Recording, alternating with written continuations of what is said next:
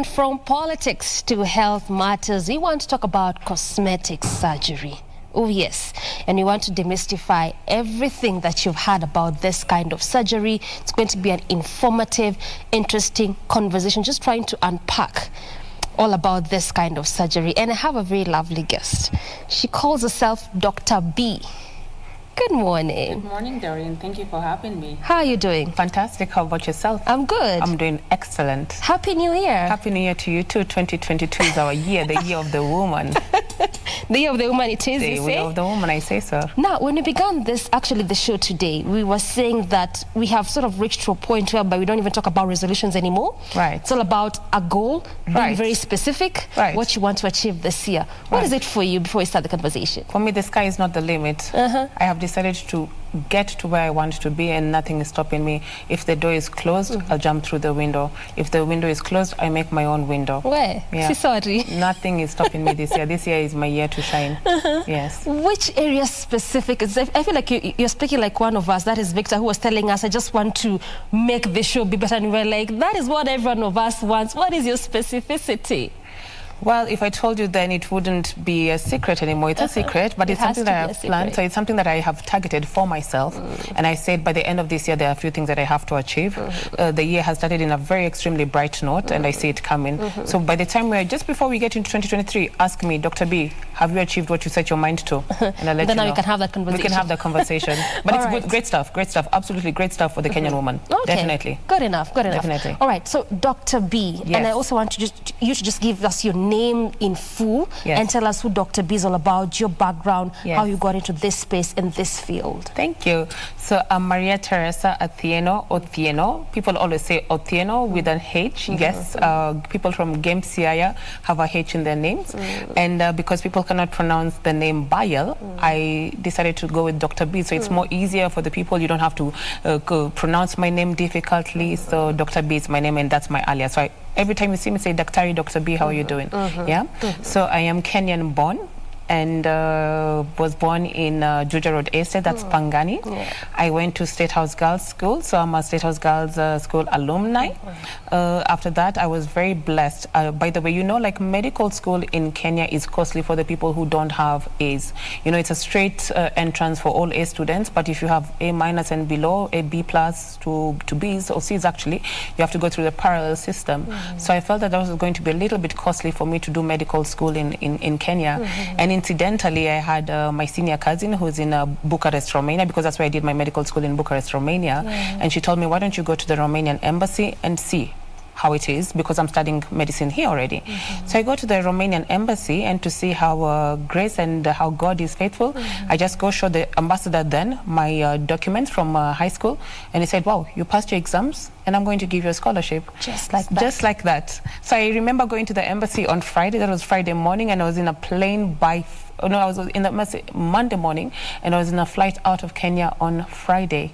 So in less than 5 days, I got my scholarship, which was a fully paid scholarship to study medicine in Romania, and it catered for my stipendium and my rent, which is really everything that a parent wants. You want to educate your child, and I got that by the Romanian government.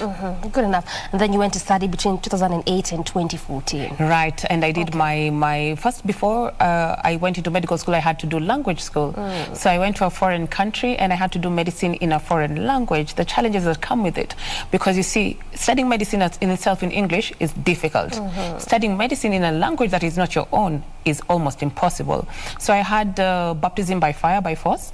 I had 8 months of studying this language, which is foreign to me, Romanian language, 8 months of studying it. And after this, I had to proceed to medical school. So I had extremely important challenges, language barrier being one of them, being a woman of color being the second of it, because you can remember that time I've traveled 14 years ago, it was still just Romania was coming out of communism.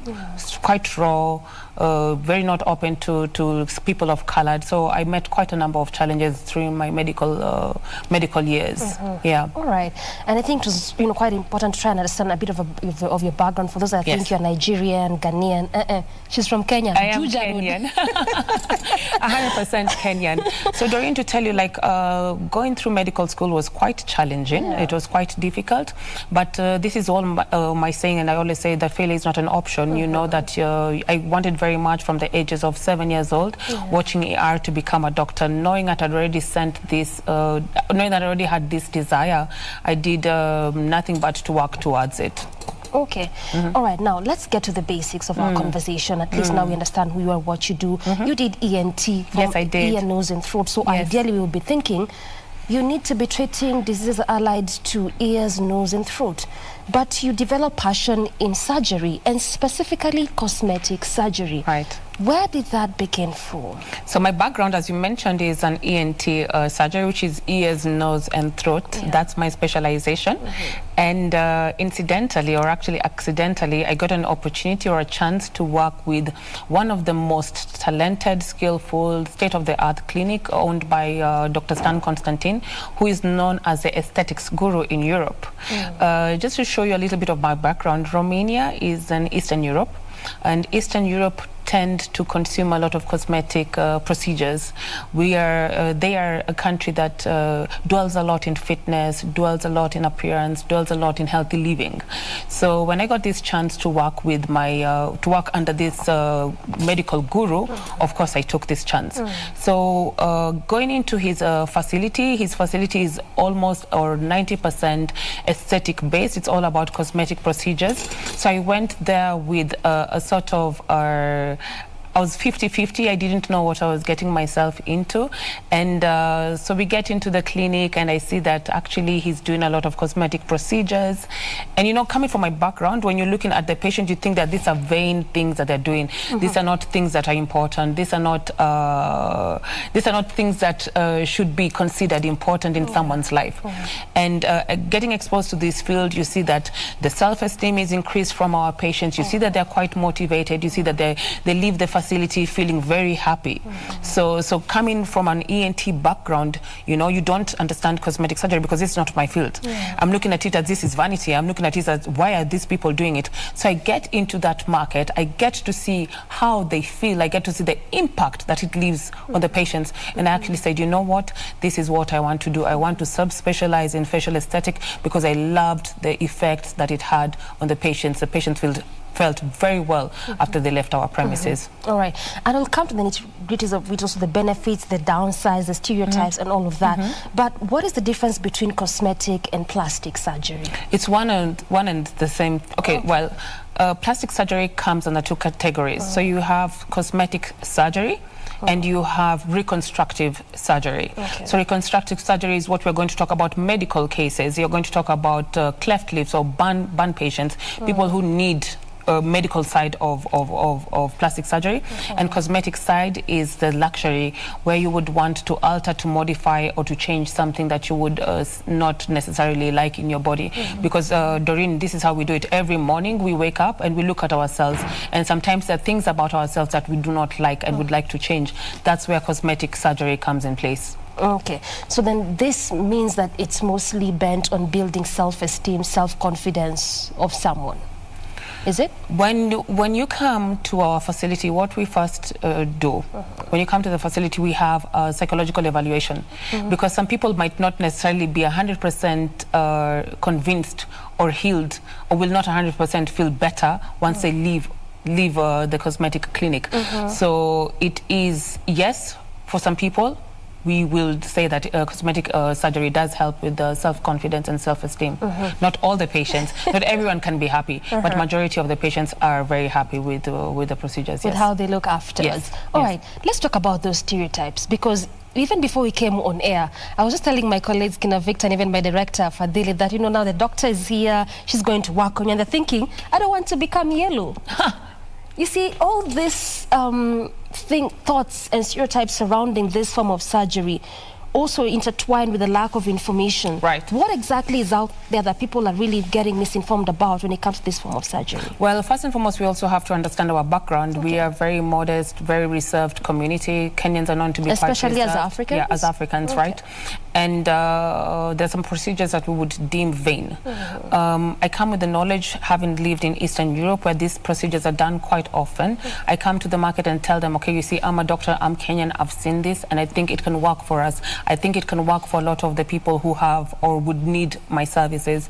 There's a lot of stigma facing it because of lack of information, and I think it's very important to have these open and very transparent discussions and to say what are the pros, what are the cons, and what can it benefit you from, because it's not just changing your appearance, it's also making you feel good about yourself. When you wake up in the morning and you look at yourself in the mirror and there's something that bothers you and you want to change it, why not? When you have a toothache, for example, and you go to the dentist and the dentist does a root canal, don't you feel good after that? Or when you go to the hairdresser and you like to get your braids because your braids will make you feel more youthful, more younger, is there a problem with that? No. And it's the same thing when you come to the procedures that we do. We don't necessarily want to change your physical appearance. We want to make you feel good by the time you're leaving our offices. Okay. These pros and cons, let's talk about them. And also to mention another thing, you'll come to, studies have showed that physical appearance is very important to us. Body image goes hand in hand with self-esteem, goes hand in hand with how you feel. You will also see that interpersonal relationships are improved or not improved according to the physical appearance. You'll also see in terms of employment opportunities or financial compensation, physical appearance is very important. So when we sit and talk about healthy living, physical exercise, taking care of oneself, there's nothing wrong with that. All right, now let's come to those pros and cons, because I really want us to, as much as we can, to really demystify and trying to make also our people that are watching understand more about this surgery, because every time we keep saying makes you feel good, look good, then someone is thinking, what do you mean? In my raw form, I don't need to be looking good and feeling good. So when you talk about these pros and cons, let's just talk a bit about them, the pros that are there and the cons that are there when it comes to this form of surgery. Okay. So we have two sets of surgeries. I'll start by that. When you're talking about cosmetic surgery, we'll start about the invasive surgery, and you're talking about surgeries that entail you have to go under anesthesia, general anesthesia. Recuperation time is very, very long. You'd go for a procedure and you take 1 to 2 weeks recuperating time. And then you have non-invasive procedures, which I currently love to do and is my forte. So this is it's a boom, it's an explosion, it's a revolution in the medical field, because you have this revolution of non-cosmetic procedures whereby you can come into an office immediately, you look more youthful in less downtime and less complications. This is something that's very commonly done right now. It's very, very, very, very common in the market. And the pros is of non-invasive procedures, you have low downtime, you have very less recuperating time, and the procedures can take between 15 to 1 hour. So in less than an hour, you're back at work. Right. Doesn't even take that long. It doesn't take long. You don't need to be under anesthesia. No anesthesia. Nothing. Yes. All right. And this is also part of what you're planning to introduce to the Kenyan market. I know that your clinic is slowly coming up. Yes, it is. And this is also what you want to introduce to the Kenyan market. What is your target kind of population, and which locations specifically, and also why Kenya? Yes, I know you were born in Kenya, but why Kenyan market? Okay. So before we go to that, if you could allow me to just talk about what are non-invasive procedures, what it entails, so that people can understand why I want to come into the Kenyan market, or with what this I want kind to, of or what the product is. Okay. For example, what I love is called mesotherapy. Mesotherapy is introducing superficial or transdermal needles with a cocktail of amino acids, enzymes, hyaluronic acids. You have plant extracts, you have multivitamins that are introduced in the face that creates fibroblasts. For the person who doesn't know, it just helps to make your skin tight and to make your skin youthful, right? We have a beautiful procedure called Botox treatment, or toxulina botulinum. It's injection of the Botox. So what the Botox helps is reduce wrinkles around your forehead areas, around the crow's feet, this is around the eyes. Another thing that I love so much about this new product is also reduces sweating. It reduces color flushing of the face. It minimizes the pores, and you can also use it for the jawline rejuvenation as well. Yeah, that's Botox. We go again to something like PRP, which is platelet-rich plasma, what happens is we draw blood from the patient, your own blood. We're going to take it through a centrifugation system, right? And we're going to separate the plasma and the platelets, and we're going to take the platelets and introduce it back to your face. So what happens? It creates healthy new cells for your face. So it's all about biorevitalization, biorejuvenation of the face, giving you a youthful look, aging with grace. Aging with grace, like fine wine. Yes. And all this is under non-invasive. Non-invasive. Okay, so then why the Kenyan market, as you said, and which areas or locations specifically? So I have been at home for quite a bit right now, and I have had the chance of being exposed to quite a number of people and having very open and transparent conversations on cosmetic surgery and also on non-invasive cosmetic surgery. And I want to tell you that the men and women are quite keen on it. The Kenyan woman and the Kenyan man right now of 2022 is keen on taking care of him or herself and interested in these procedures. The Kenyan women wants to look good. The Kenyan woman wants to take care of herself. So does the Kenyan man. So coming home and having these open discussions, I also understood we have a lot of, let's say, eye bags, right? You look tired, you go to work, you come back home late, and you ask, Dr.Maria, I have these constant eye bags. How do I take care of them? What do I do to get these eye bags out? And Dr.Maria comes and says, you know what? We have filler treatments that I can come and reduce your eye bag aspects. Also going back, if you allow me, to Botox treatment. Back in the day, a few years ago, you would have the celebrities having the frozen face and say, why can't his face move? Why doesn't he have his facial expressions? So right now we have very, very well diluted Botox that can still allow you to have mimical expression, that can still allow you to move your face and you still look good. All right, we talk about rejuvenation, talk about you feeling youthful and young and how it may not affect you. All this look like good pros and good benefits. What are the downsides? Well, it's not at the moment. It's a luxury procedure, and I'm trying to look at the costs. The costs are not for the Kenyan market. Depends on how people look at it. Yeah, the costs can be challenging, but we look at ways in which we can reduce the costs. All right, now let's be more practical a bit about this kind and form of surgery, and let's try and stick a bit to the Kenyan market, because I mean we're in Kenya and we are Africans.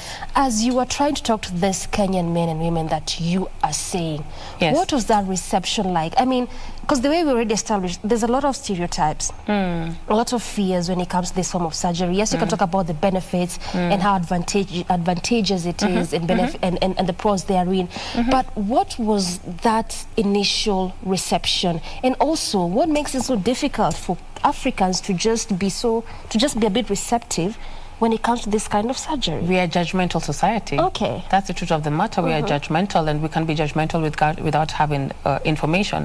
When I sat down and had these talks, many people are actually quite open and quite willing to do the procedures, but don't want it to be known. It has to be their little secret, because they're afraid of what people are going to say about them. They're afraid of what the society is going to say about them. Then here I come. As we continue to engage in this conversation, as we continue to talk, then you will come to see these are actually procedures that are like, or I would equate it to like going literally to the dentist. It doesn't affect you. It doesn't change your face. It doesn't put such big changes that will make people, you know, say, oh, wow, what did that person do? Or that person now looks ABCD. No, it's just to enhance the youthful appearance. So as we engage, like the way, Doreen, you're very kind to invite me to your plateau this morning, having these talks, sitting down and talking, that helps with breaking the stereotypes, because it's very important. I know Kenya is a very judgmental society, but slowly we're embracing this. I've seen the Kenyan woman wants to look good. We are doing a lot of liposuction these days. I see we have a lot of other procedures being done, and people are quite open to do it. I can see my colleagues have a lot of job. People are doing them a lot. They might perhaps not say it in public, which is rightfully their choice.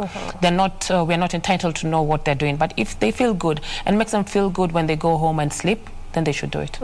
Right? Nonetheless, if it makes you feel good, why not? Why not? Okay. Again, there's this thing of, if I start doing it, whether it's a facelift, whatever it is, I'll constantly be doing it. Is that the case? Well, with the non-invasive procedures, yes, you would do the procedure perhaps once every year. Because, for example, when we're introducing plasma platelets, or this what I call PRP, which is in colloquial terms known as vampire treatment, I'm introducing platelets in your body. It has a time. So you have to keep on doing this. For example, with the platelets, we have to keep on stimulating the healthy growth of the cells. But it's, as I mentioned, very simple procedures, 15 to 30 to, let's say, give or take 1 hour. So you come, we do it every year to give that useful look. It doesn't take time, in my opinion. Yes. All right. Then does this mean that this is specific to a target group of persons, if I may, maybe the rich or the high end? Because let's take a common Kenyan. If this is something they have to be paying for every year, yes, talk about the benefits, but really, is it of benefit to me as a common Kenyan? Right. So cosmetic procedures in general are a luxury. These are products that you will consume because of self issues. These are products that you will consume because you want to benefit yourself. And anything that you want to do that enhances yourself costs. When you go to the gym, I don't think you go to the gym for free. When you go to make your hair, I don't think you go to make your hair for free. So it's the same thing as this case, right? It depends with you as a person. Yes. Okay. Now, let's talk a bit about the most common form or the most common type of this kind of procedures. Which ones are they, and why specific those ones? So what I have, I will talk about the market in Kenya, and I'll talk about non-invasive and also go to touch a little bit on the invasive part. So for non-invasive, what I have been asked quite a bit is about Botox treatment. So people have the wrinkles around their foreheads, and we also have around the crow eye, the eye lines here. And they'd say, Dr. I have these lines and I try to reduce it. Surprisingly enough, you can have a patient as young as 30 years old who are interested in this procedure. And they just tell me, okay, we don't want to necessarily not have facial movements. We just want to reduce the appearance of the wrinkles. So what Botox does, it smoothens the appearance of the wrinkles. And yet again, it's also a very good treatment for sweating. It's also very good treatment for people who have facial flushing, for redness of the face. And it's also good treatment for reducing the pores. And you have another treatment with diode laser treatment that is good for acne, for people who have acne problems. So this laser treatment comes, and what does? It blocks the oil glands that feed this acne. So you have reduction of acne. You have patients also who we can treat hyperpigmentation with laser treatment as well. And another thing that I've also been requested quite a bit is eye bags. The sagginess of the eyes. People are tired and they say, what can we do? We've tried putting cucumbers, we've tried putting ice cubes, it doesn't help. So what happens is I come with a filler, with a hyaluronic filler, which is, by the way, also naturally produced by the body, that produces healthy cells, and superficially inject it around the eyelids. That gives you a fresh look. Yeah. Okay, when you look at your clientele, well, obviously, I want to just assume, maybe you can tell us, women perhaps would form the biggest of your clientele. And men. Oh yeah? Even Yes, men do? Definitely. All right, so men have begun embracing this? Absolutely. Men had begun embracing it a long time ago. All right. As I said, people are shy. And I think it's how do I say it? It's your choice to decide whether or not you want to divulge this information to the public. But men are consuming these products. Men are embracing these products as well. Yeah. So then women compared to men, yes, men are now embracing it, but women compared to men. Popularity is more common, of course, with the women. More Yeah, let's say 80% to 20. Is 80% is the women, 20% are the men. Are the men. Yeah. All right. Then that is the most common form that you're being asked, the Botox. Which one is the most expensive and why? Most expensive would be the plasma-rich platelets, because we have to draw blood from your veins, and we have to take it through a centrifugation system that takes a lot of time to go through that, but it creates 5 times the amount of proteins that we will need in a normal day. That's one of the costly procedures, but again, it helps in making very new cells in the skin. So that's one of the costly procedures. Okay. Right. All right. Then when you look at the ones that you've done that you said that perhaps this was a bit challenging, is there any form of procedure that's a bit challenging? Doreen, with any sort of procedure, when you're talking about procedures, first and foremost, everything that we do has to be done in a controlled environment. All these procedures have to be done by a medically trained doctor. Yeah, you don't go to behind the bushes, so it has to be done in the comfort of a clinic, in the surrounding and security of a clinic, right? And of course, with any procedures, there are complications that can arise. You could have perhaps bruising, you could have sometimes bleeding. But again, with the training that we have, we try to reduce these complications. We have perfect training. We have been trained in excellent institution, as I told you. Romania is known in Europe and actually in the world as very good cosmetic esthetician. So I'm trained in highest regard. So we try to avoid, or we try to do it in the best way forward to not have such complications. Okay. And have you had such kind of a case before where you've done a procedure, there's a bit of complication, and if at all that happens, then how do you go about curbing it? So like, for example, if you would have a lip job done, I didn't mention this because Africans don't need lip fillers because we are blessed by God naturally. We are blessed, right? But for example, for my Caucasian patient who would come and would want perhaps to have, say, African lips, and you would probably inject it in the wrong place and it'd have a small bruising.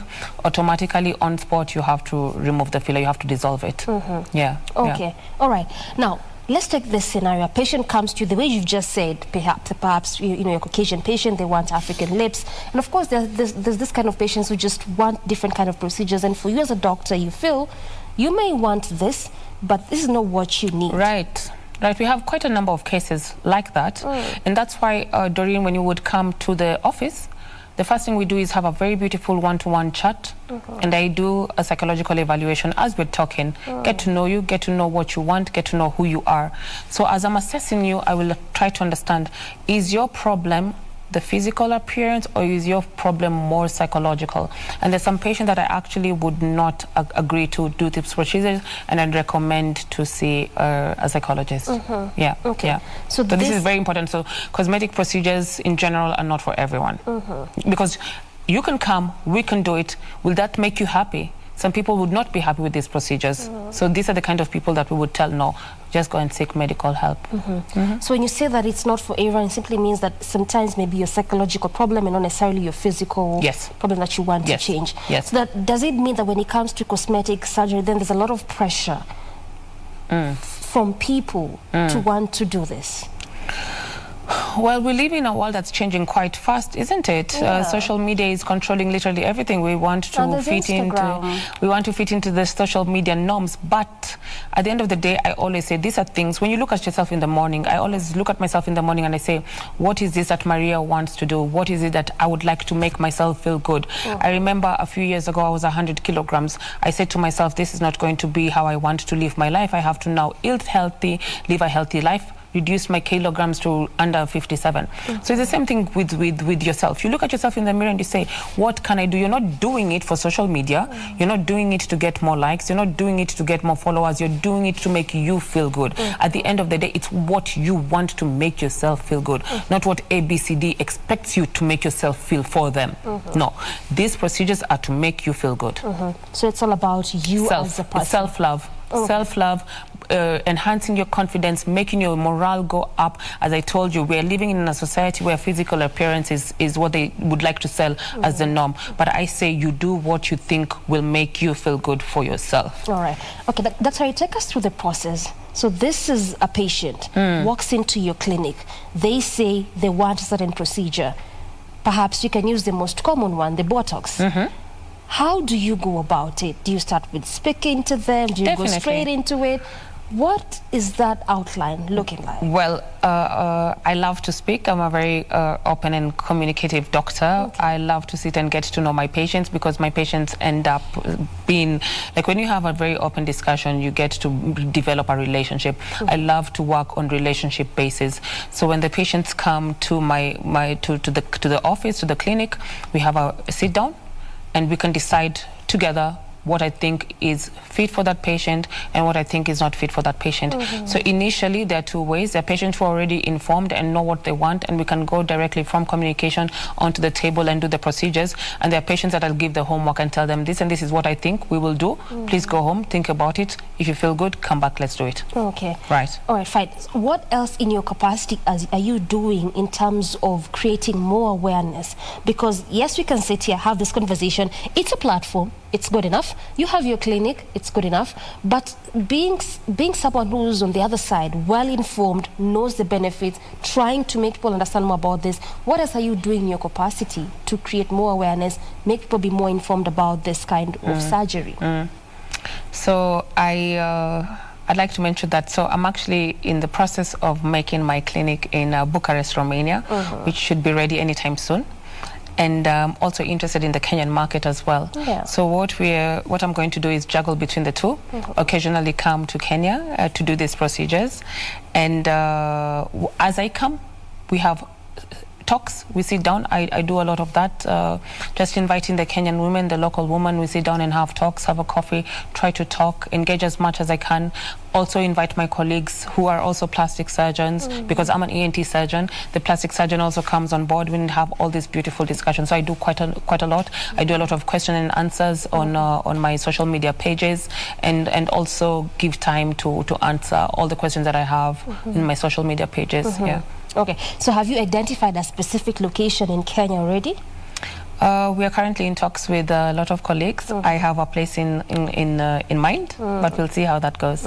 Right. What is so peculiar about this place that you want this to be your first place to try and introduce this kind of surgery? Because I feel like I'm a child of the soil, and I feel like I'm coming back home. I'm feeling like this is something that I've always wanted to be part of the Romanian society and also of the Kenyan society. So it's almost as if I'm coming to give back to where I was born. Yeah. So it's coming home. It's coming home. Right. All right. Are there specific foods that someone needs to avoid before they get into a procedure, any kind? No, but there's certain indications. For example, with the Botox, you have to reduce smoking, alcohol consumption, exposure to sunlight. But each procedure has its own recommendations, and we do that before the procedure, and they'll tell you, okay, if you're going to have Botox, I don't want you to bend your head for the next couple of hours. I don't want you to expose yourself to sunlight, for example. Yeah. Okay. All right. Makes a lot of sense. Now, let's again come a bit to that psychological bit as well as the physical appearance, because I mean, that's what you're talking about, the cosmetic surgery and trying to just demystify and break all the stereotypes that there exist therein. And talk about this clientele who perhaps would be so adamant. You tell them as a doctor, this is not necessary for you, I don't think you need this, but they continue persisting nonetheless. So do you just go ahead and do it because you're a doctor, or you just stop and pause and let them do whatever it is that they want to do? Well, when someone is coming with a psychological problem, as I said, we analyze them, right? And we sit them down and we talk to them. My refusing you does not mean that you might not necessarily benefit from that procedure. My refusing you at that particular time is just to tell you, go get the help. I'm still here. I'm not moving anywhere. You'll still find me here.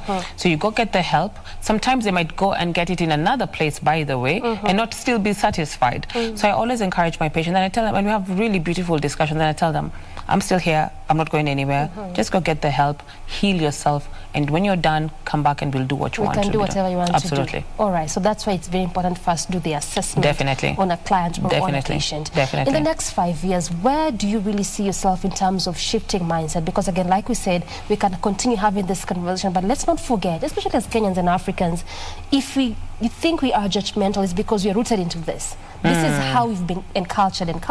This is who we are, perhaps. Yes, we might break into the market, a specific area, but do you really feel that you can really shift that mindset? Definitely. I love challenges, number one. Number two, Kenya is open. The response I've got on the ground has been nothing but literally fantastic, right?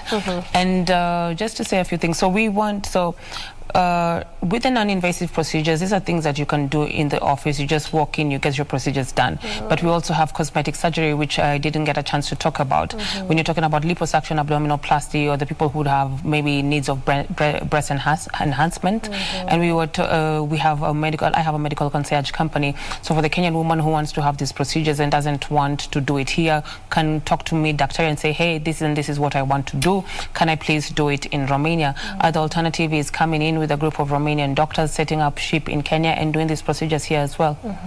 And of course, also we've had a lot of that. Someone wants a procedure, but they feel they can't do it in Kenya or even anywhere in Africa. They feel, I want to go do it in the West. Is it just because of the judgmental aspect, or also there's that form of belief that I don't think I can get it well done here as opposed to in the West? Well, specifically talking about Romania is world known before, it's cosmetic procedures, cosmetic surgery. This is actually a big market for us, so we are properly trained. It's a new market here in the Kenyan market. It's just now coming up, picking up. But I can assure you that we also have very skilled, talented doctors in Kenya as well. So it's where the patient decides or feels comfortable to do these procedures, Doreen. So it's all about the patient deciding when. At the end of the day, you know, the patient is the patient is the person who comes and decides. We are open to what you want. We cater, we tailor-make your treatments to you. You can come and tell me today, Doreen, and say, Maria, I want non-invasive treatment on my face and I want ABC done on my abdomen. How can we do about it? And I'll come and give you the necessary recommendations. All right. Now we just have like 2 minutes to finish the show. Okay. And yes, you're talking about the cosmetic procedures, trying to change the stereotypes. That also has been our center of conversation. Just trying to change the stereotypes around this kind of surgery or procedure. The way we were saying that off air before we came, you know, talking to my colleagues, and they're like, I don't want to be yellow, I don't want to be light skinned. You know, there's that form of just stereotype. Pressure, and a lot of pressure. Yeah, when social you talk pressure. about it and you just think, I'm about to change my skin color, I'm about to change how I look, and there's none of that. So as we finish the conversation, what would you want, especially Kenyans, to know about this kind of surgery that we haven't talked about in our entire conversation? Right. So you'd want us to talk about the non-invasive part or the non-invasive? Right. So what we do is not necessarily changing your appearance. Quite on the contrary. If you wouldn't tell someone that you had these procedures done, they would not know. But because it's all about rejuvenation of the skin, it's all about re-epithelialization of your skin. It's all about encouraging that youthful look. It's all about keeping that fresh look. So I could come and do something and none would absolutely know anything compared to, let's say, a color changing, where you come from enhancements. So when you come from ebony to caramel, that's very visible. We don't want to change that. We just want to promote rejuvenation, healthy face, fresh face, and to promote skin growth and just very normal facial appearance. So it doesn't change.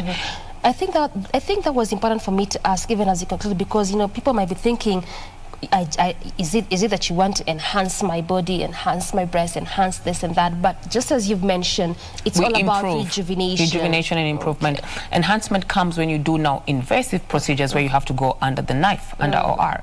That's a different topic altogether. It's different from what absolutely. Exactly. All right, makes a lot of sense. Thanks so much, Dr. for your time. Thank you for having me. Breaking it down for us and making us understand what exactly we're talking about, and breaking the stereotypes and what people think when it comes to cosmetics surgery. I mean, we shouldn't be very harsh as a community, you know. When you don't understand, as African, when you don't know something, just ask. It's not about vanity. It's about making ourselves feel good. We've had very hard years these past years. So if someone wants to look good, please let them look good in peace. Why not? Why not? Feel good. I'm telling you, 2022.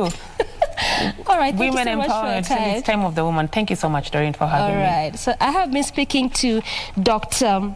Maria, or Dr. B, as she calls herself, and we have been talking about cosmetic surgery, trying to understand more about this surgery. And as she says, if you want it, it is your time. Look good, feel good. Why not, if you can? And that is why we bring this conversation to a close. Many thanks for watching. I'm Doreen Arange Okelo on behalf of the entire team. Asante sana. Till tomorrow, have a beautiful morning. Thank you.